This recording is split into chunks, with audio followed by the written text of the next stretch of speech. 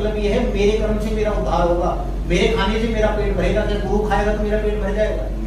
नहीं भरेगा। तो केवल गुरु का काम होता है रास्ता दिखाना, मार्गदर्शन करना, और हमारा काम है उस पर चलना।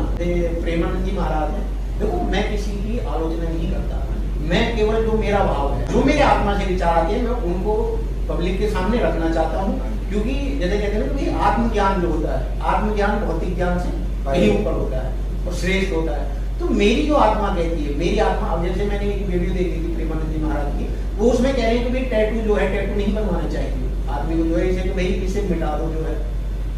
क्यों? क्योंकि आप नहाओगे, पानी पड़ेगा, पानी पड़ के वो चरणों में जाएगा, समझ रहे आप? तो अब मैं उनसे मतलब क्वेश्चन नहीं करना चाहते, अपना भाव, जो मेरा भाव है। भगवान को क्या बोला गया है? भगवान को बोला गया है परम तत्व।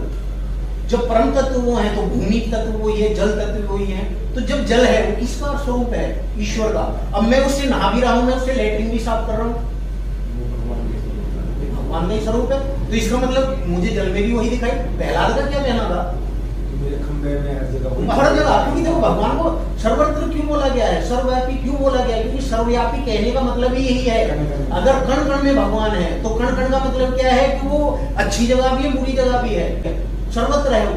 भगवान गीता में क्या कह रहे हैं कि मरने वाला भी मैं ही हूँ, मारने वाला भी मैं ही हूँ, अच्छा भी मैं ही हूँ, बुरा भी मैं ही हूँ, सब कुछ मैं ही हूँ, मेरे से बाहर कुछ नहीं है। मैंने गर्दन पे राम लिखा हुआ है, तो भाई अब कोई इसे पढ़ेगा, क्या पढ़ेगा? तो राम अगर वो बोल रहा है तो किसका उद्धार होगा? क्या है कि कलयुग केवल नाम धारा जपत जपत नर उतरे ही पारा। राम नाम जैसे कहते हुए पत्थर में लिख के जो है समुद्र में डाला गया तो तैरा। तो भगवान की हर लीला के पीछे एक उद्देश्य होता है, एक सीख होती है। क्या के जरिए अपना उद्देश्य देना चाहते हैं, अपना विस्तार से बताना चाहते हैं कि उसके पीछे उनका क्या उद्देश्य। उदाहरण देता हूँ कि भाई प्रेमानंद जी महाराज है, लोग क्या कह रहे हैं कि भाई वो भगवान है। भाई भगवान कोई नहीं बन सकता। क्यों नहीं बन सकता? उस चीज का आपको लॉजिक बताता हूँ कि उससे भगवान त्रिगुणातीत है। जैसे कि भृगु ऋषि ने सबकी तपस्या की थी कि भाई भगवान कौन है, ब्रह्मा के भी पास गए, शिव के भी पास गए, फिर जाके श्री हरि के पास गए। जब उनको लात मारी है तभी गांव में कहावत बनती है कि भाई क्षमा बड़न को चाहिए छोटन बहुत पात, और विष्णु का क्या बिगड़ गया, भृगु ने मारी लात। तो इसका मतलब क्या है?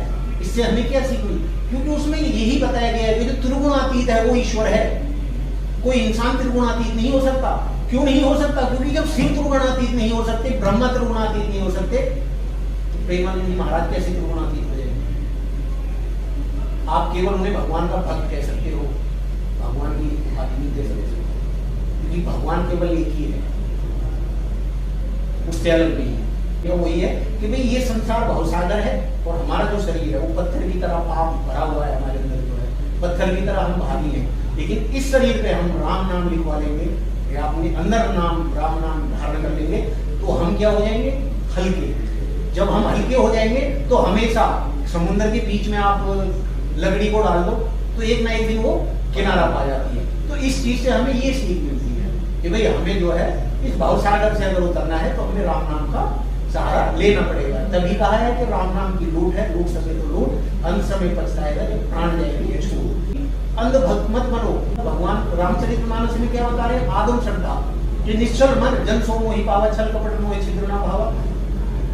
तो आपका निश्चल मन होना चाहिए, भाव होना चाहिए। जैसे कि सबरी थी, सबरी जो है भगवान को भाव में तो झूठे वेद खिला रही है, लेकिन लक्ष्मण ज्ञान की दृष्टि से देख रहा है कि झूठे खिला रही है।